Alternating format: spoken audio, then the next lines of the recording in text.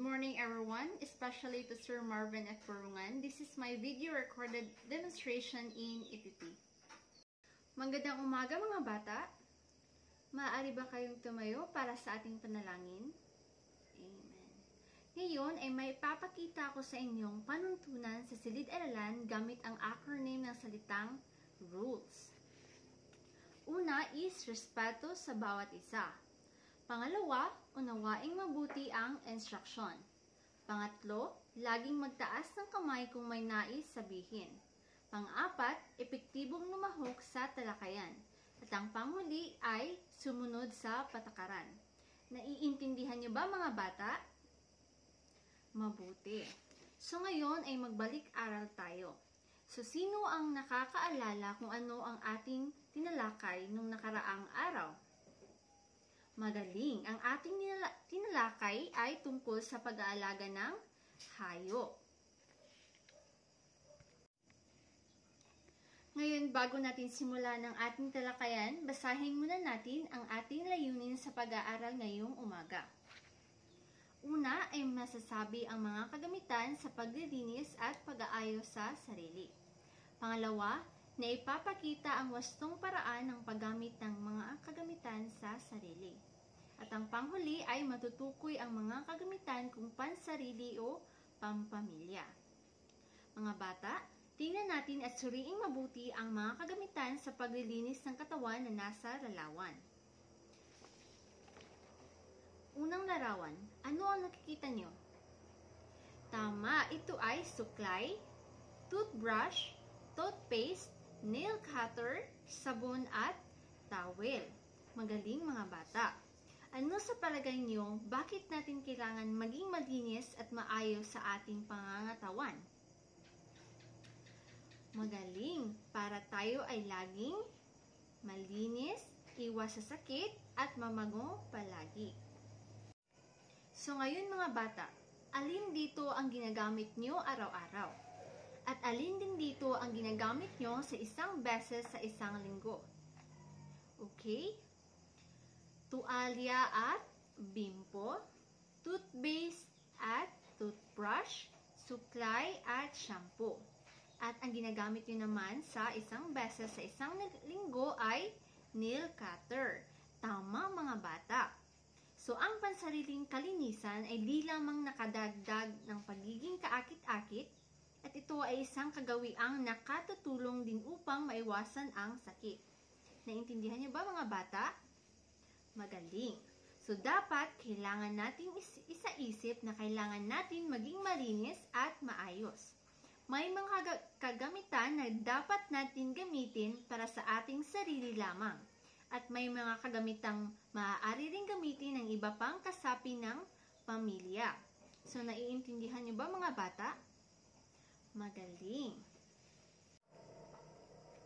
Ngayon mga bata, mayroon tayong gagawin na aktibidad. Handa na ba kayo? Mabuti. So, ang gagawin nyo ay hulaan nyo kung saang parte ng katawan ginagamit ang bawat larawan. At kung ito ba ay pansarili o pampamilya. Naintindihan nyo ba mga bata? Magaling. Ang unang larawan ay okay, Jane. Magaling. Ito ay gamit sa buhok. At ito ay pansariling gamit lamang. Pangalawang larawan. Okay, Neva. Tama, ito ay para sa katawan. At ito din ay pansariling gamit lamang. Pangatlong larawan. Okay, Mitch.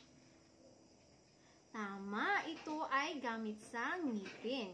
At ito din ay pansariling gamit. Pang-apat na larawan. Okay, Renimar. Okay, tama, ito ay para sa katawan. At ginagamit din ito sa ating sarili lamang. At ang panghuling larawan ay tama, ito ay para sa kuko.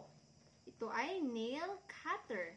Magaling mga bata, ang mga gamit na ito ay pansariling gamit lamang. Base sa ating tinalakay na aktibidad, ano sa tingin niyo ang paksang tatalakayin natin sa araw na ito. Okay, honey? Magaling, ito ay tungkol sa kagamitan sa paglilinis at pag-aayos sa sarili. Ngayon, may ipapakita akong iba't ibang akmang kagamitan para sa paglilinis at pag-aayos sa sarili. Una ay kagamitan para sa buhok. So, ano ang nakikita niyo sa unang larawan? Jane? Tama, ito ay suklay. So, saan ginagamit ang suklay? Tama, ito ay ginagamit sa buhok. So, ang suklay or hairbrush, ito ay ginagamit sa pagsusuklay ng buhok upang magtanggal ng mga buhol-buhol o gusot sa ating buhok. Magaling mga bata. Pangalawang larawan, ano ang nakikita nyo? Tama, ito ay shampoo. So, saan naman ginagamit ang shampoo? Tama, ito ay ginagamit sa ating buhok. So, ang shampoo, ito ay nagbibigay amoy sa ating buhok. Ito rin ang nag-aalis ng kumakapit na dumi, alikabok sa ating buhok. Ang susunod naman ay kagamitan sa kuko. So, ano ang nakikita niyo sa larawan? Tama, ito ay nail cutter. So, saan ginagamit ang nail cutter? Magaling, Jane. Ito ay sa kuko.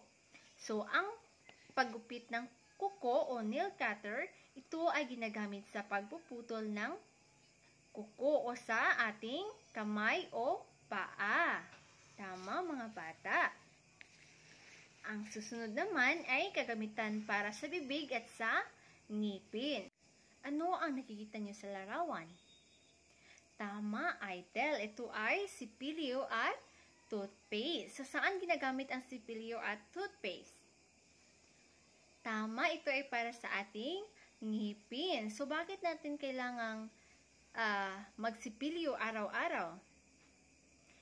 Magaling, ito ay para sa kalinisan. So, ang sipilyo, ito ay ginagamit kasama ang toothpaste upang linisin at tanggalin ang mga pagkaing dumidikit o sumisingit sa pagitan ng mga ngipin pagkatapos kumain. At ang toothpaste naman, ito ay nagpipigil sa dumi ng mikrobyo sa loob ng bibig. Pinatitibay nito ang mga ngipin upang hindi ito mabulok. So, naiintindihan nyo ba mga bata? Magaling.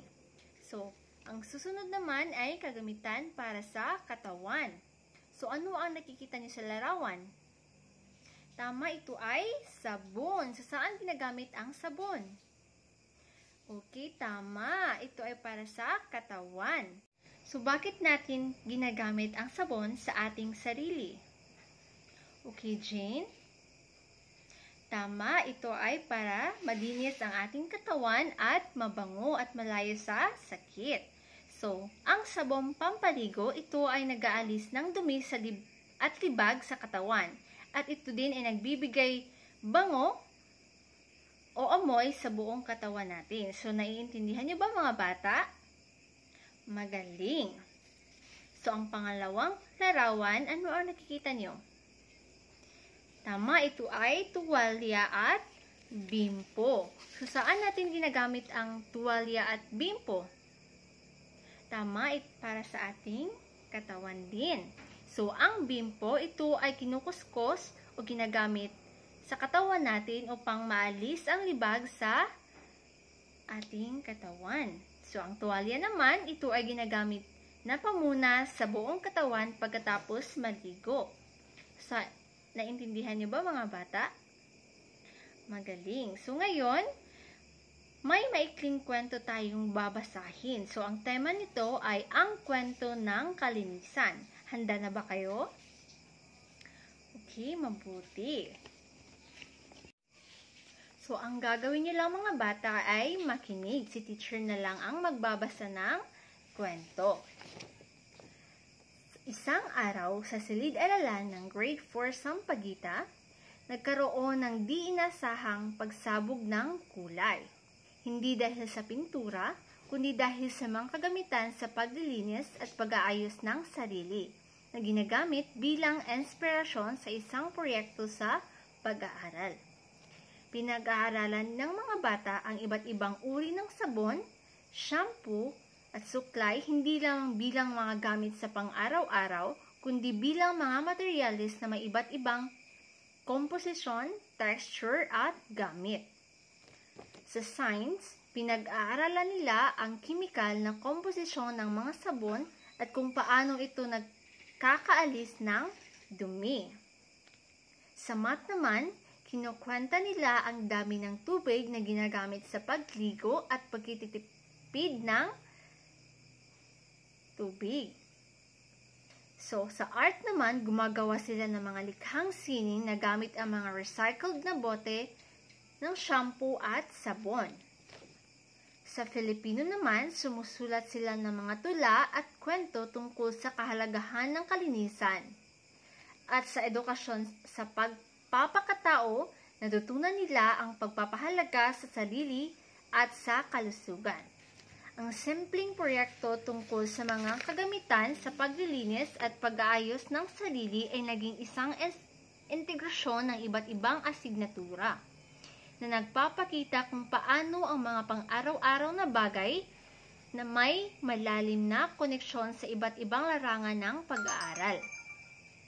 Ang mga bata na dating nakikita lamang ang mga kagamitan bilang simpleng gamit ay nakakikita ng mga mas malawak na kahulugan at kahalagahan nito sa kanilang buhay.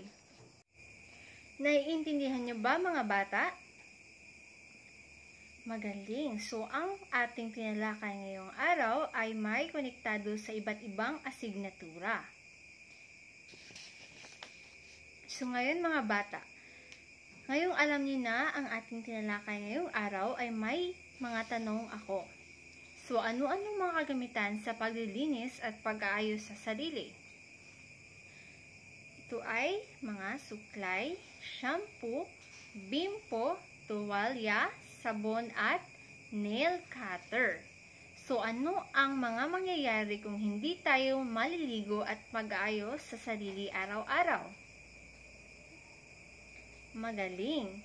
Maaari tayong magkasakit at mabaho. Pangatlong tanong, bakit mahalaga ang paggamit ng sabon at shampoo? Magaling upang tayo ay maging malinis sa ating katawan at mabango din ang ating buhok. Pang-apat na tanong, ano ang pakiramdam mo kung malinis at maayos ang iyong sarili? Paano ito nakakaapekto sa iyong araw? Magaling! Maaaring ikaw ay maging mabango at kaaya-ayang tingnan. At ang panghuling tanong ay, ano-anong magagandang kaugalian ang natutunan mo sa ating pinag-aralan? Magaling! Natutunan niyo ang iba't ibang kagamitan sa paglilinis ng ating sarili. So ngayon mga bata, naiintindihan niyo ba ang ating tinalakay ngayong araw? Magaling! So ngayon ay hahatiin ko kayo sa dalawang grupo. So ang gagawin niyo ay gumawa ng maikling pagsasadula na nagpapakita ng pag-aalaga sa sarili at gumawa ng sariling tema sa inyong ipapakitang pagsasadula.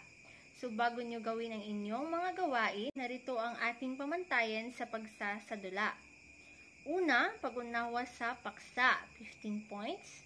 Pagganap, 15 points. Pagsasalita, 10 points. Pagtutulungan, 10 points. Ito ay may kabuuan na 100 points. So, bigyan ko kayo ng 5 minuto para gawin ang inyong gawain. Napakahusay mga bata, bigyan nyo ang inyong mga sarili ng 5 bagsak. So ngayon ay kumuha kayo ng kalahating papel at sagutan ang mga tanong. Tapos na ba mga bata? Mabuti. Ngayon ay kunin nyo ang inyong mga kwaderno at isulat ang inyong takdang aralin.